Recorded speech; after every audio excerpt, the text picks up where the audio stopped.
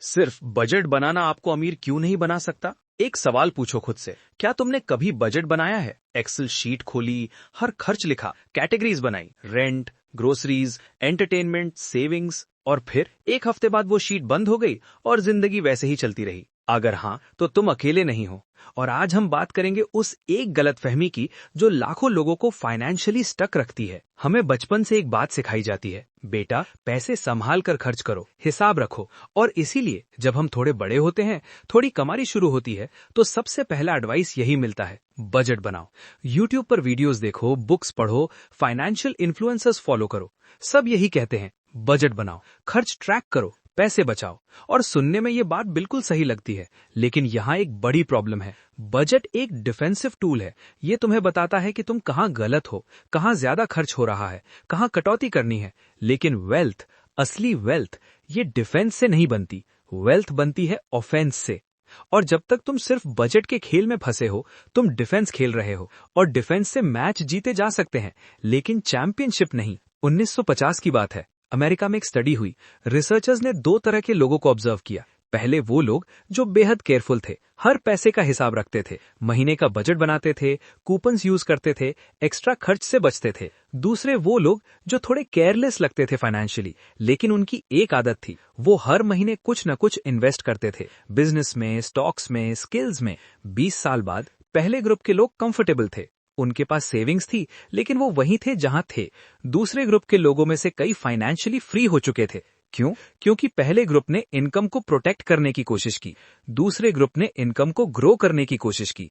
ये फर्क छोटा लगता है, लेकिन 20 साल में ये फर्क एस्ट्रोनॉमिकल हो जाता है। तो समझते हैं स्टेप बाय स्टेप कि बजट कहाँ काम करता है और कहाँ नहीं। स्टेप 1, बजट क्या करता है और क्या नहीं करता। बजट तुम्हें बताता है, इस महीने तुमने जोमैटो पर 3,000 रुपए खर्च किए, ये ज्यादा है, ठीक है। तुमने जोमैटो कम किया, 1,500 रुपए बचाए। लेकिन सवाल ये है, वो 1,500 रुपए गई कहाँ? सेविंग्स अकाउंट में, जहां 3% इंटरेस्ट मिलता है, जबकि इन्फ्लेशन 6% है। मतलब टेक्निकली तुम हर साल गरीब हो रहे हो, बचत करते हुए भी। बजट ने तुम्हें डिसिप्लिन दिया, लेकिन डायरेक्शन नहीं दिया। Step 2, the scarcity trap. Princeton university के इकोनॉमिस्ट सेंथिल मुलायनिथान और एल्दार शफीर ने कॉन्सेप्ट दिया, स्कैरसिटी माइंडसेट। जब हम बहुत ज्यादा फोकस करते हैं कि पैसे कहाँ कम करें, तो हमारा पूरा ब्रेन उसी में लग जाता है। हम टनल विजन में आ जाते हैं, और इस टनल में हम वो सवाल नहीं पूछ पाते जो असल में मैटर करता है। मैं ज्यादा कैसे कमाऊं? बजट बनाने वाला इंसान सोचता है 500 रुपए कैसे बचाऊं। वेल्थ बनाने वाला इंसान सोचता है 5,000 रुपए एक्स्ट्रा कैसे कमाऊं। दोनों की नेट पोजीशन सेम हो सकती है इस महीने, लेकिन 5 साल में एक घर बदल लेगा, दूसरे का घर वही रहेगा। स्टेप 3, इनकम का सीलिंग। बजट की एक फंडामेंटल लिमिटेशन है, तुम जितना भी कट करो, तुम जीरो से नीचे नहीं जा सकते। मतलब अगर तुम 50,000 रुपए कमाते हो, तो तुम मैक्सिमम 50,000 बचा सकते हो, और प्रैक्टिकली शायद 8,000 से 10,000 रुपए। लेकिन इनकम का कोई सीलिंग नहीं है। 50,000 की जॉब करने वाला इंसान एक स्किल सीखकर, एक साइड प्रोजेक्ट शुरू करके, एक फ्रीलांस क्लाइंट लेकर 80,000 रुपए कमा सकता है, फिर 1,20,000 रुपए। और जब इनकम बढ़ती है और तुम्हारी लाइफस्टाइल नहीं बढ़ती, तब असली वेल्थ बनती है। ये है the real game. Step 4, budget का सही रोल। इसका मतलब ये नहीं कि बजट बेकार है। बजट एक फाउंडेशन है, जरूरी है, लेकिन वो मंजिल नहीं है। सोचो इसे एक घर की तरह। बजट है नींव, इन्वेस्टमेंट है दीवारें, इनकम ग्रोथ है छत। तुम सिर्फ नींव बनाकर उसमें रह नहीं सकते। अब आते हैं रियल लाइफ पर। एग्जाम्पल 1, रिया की कहानी। रिया 26 साल, पुणे में जॉब करती है, 45,000 रुपए महीना कमाती है। उसने एक दिन डिसाइड किया, बजट बनाऊंगी। उसने हर चीज ट्रैक की, मिंत्रा बंद किया, वीकेंड आउटिंग्स कम किए, 8,000 रुपए महीना बचाने लगी। 6 महीने बाद 48,000 रुपए सेविंग्स। खुश थी, लेकिन उसी ऑफिस में अर्जुन था, सेम सैलरी। उसने भी 5,000 रुपए महीना बचाए, लेकिन वो 5,000 रुपए उसने एक इंडेक्स फंड में डाले। साथ ही उसने यूट्यूब पर कंटेंट क्रिएशन शुरू किया, अपनी फील्ड से रिलेटेड। 18 महीने बाद अर्जुन का इन्वेस्टमेंट 95,000 हो चुका था, और उसका यूट्यूब चैनल उसे एक्स्ट्रा 15,000 रुपए महीना दे रहा था। रिया के पास 1,44,000 सेविंग्स थे, जो सेविंग्स अकाउंट में बैठे थे। रिया ने ज्यादा बचाया, लेकिन अर्जुन आगे निकल गया। Example 2, the SIP trap. बहुत लोग SIP करते हैं, 2,000-3,000 रुपए महीना और सोचते हैं बस हो गया, वेल्थ बिल्डिंग शुरू। लेकिन एसआईपी एक टूल है, मैजिक नहीं। अगर तुमने 3,000 की एसआईपी डाली लेकिन ईएमआई में 15,000 रुपए जा रहे हैं एक डेप्रिशिएटिंग एसेट पर, जैसे एक एक्सपेंसिव बाइक जिसकी जरूरत नहीं थी, तो एसआईपी का असर डाइल्यूट हो गया। बजट तुम्हें ये दिखाएगा लेकिन सोल्यूशन बजट नहीं देगा। सोल्यूशन आएगा जब तुम इनकम बढ़ाओगे, बेटर फाइनेंशियल डिसीजंस लोगे और पैसे को काम पर लगाओगे।